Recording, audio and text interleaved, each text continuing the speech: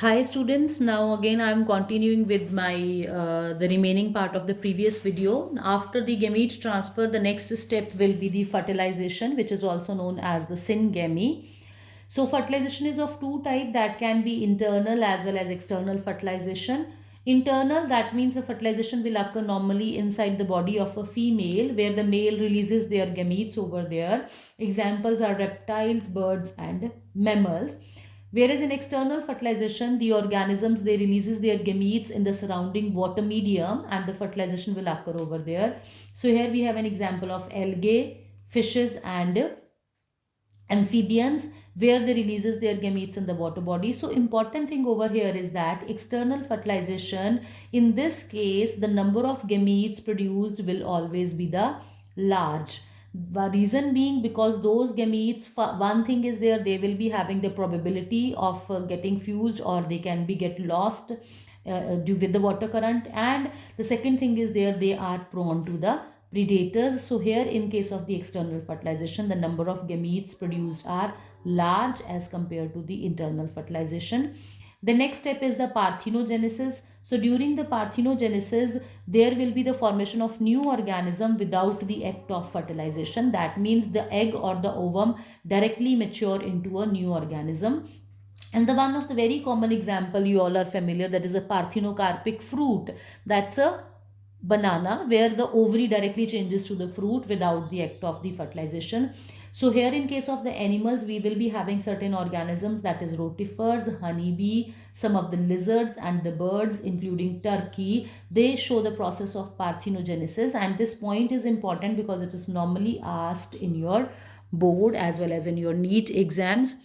Now the next one is their post-fertilization events. That means after fertilization, what all changes will occur. That includes the zygote and the embryogenesis. So this zygote, first we'll discuss about that. The zygote, depending upon the environment conditions, the zygote exposed to, there will be two conditions to which the zygote will be exposed. One will be the unfavorable conditions, second will be the favorable conditions. So if the conditions are unfavorable, that means the zygote will develop a thick wall, it will undergo into a dormant phase. Whereas if the conditions are favorable, in that case the zygote will divide to produce an embryo.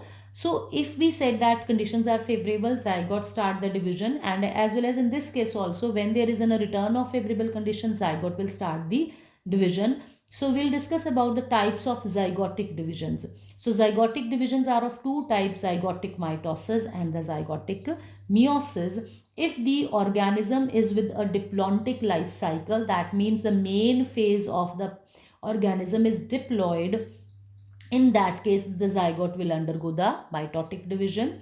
If the organism is having the haplontic life cycle, that means the main phase of the organism is haploid, then it will undergo the meiosis. So this is important over here. Now the next one is the embryogenesis. As we have said, the zygote has started the division, so the next step will be the embryogenesis. So during the embryogenesis, zygote undergoes a cell division and cell differentiation. These two things are important. The cells are not only dividing, but they also get differentiate. They will acquire the specific shape, size and structure to make the particular shape of the organism. So here animals are categorized into oviparous and the viviparous. That means the egg laying animals and the young one laying animals, we know about this thing. And whereas in case of plants, the zygote is produced inside the ovule, and inside the plant the zygote will change to the embryo, the ovule will change to the seed, the ovary will change to the fruit, and the ovary wall will change to the pericarp. Here is in a picture, this is again a picture I have taken from your NCRT, and here they have shown some of the sections of the ovaries where they are showing the seed and the pericarp. This is seed and pericarp in case of pea. This is seed and pericarp in case of your bitter gourd. This is seed and pericarp in case of your brassica, and this is seed and pericarp in case of your cucumber. And along with this diagram, you can easily see that different type of placentation is also visible. that we have discussed in 11th. So don't think that this diagram is there in 12th with reference to seed and placentation. They will not, seed and pericarp. They will not ask about placentation. They can ask, this such twists can be there, that they'll be taking this diagram from the embryogenesis section of 12th, and they can ask the questions with related to the 11th standard. So please be prepared with that.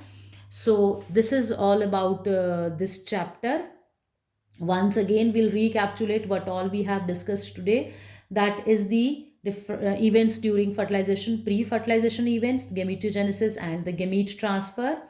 Then comes the fertilization, how and when and where it will occur, and then occurs the post-fertilization events, that is the zygote and the embryogenesis. So this is all about today. Thank you. Have a great day.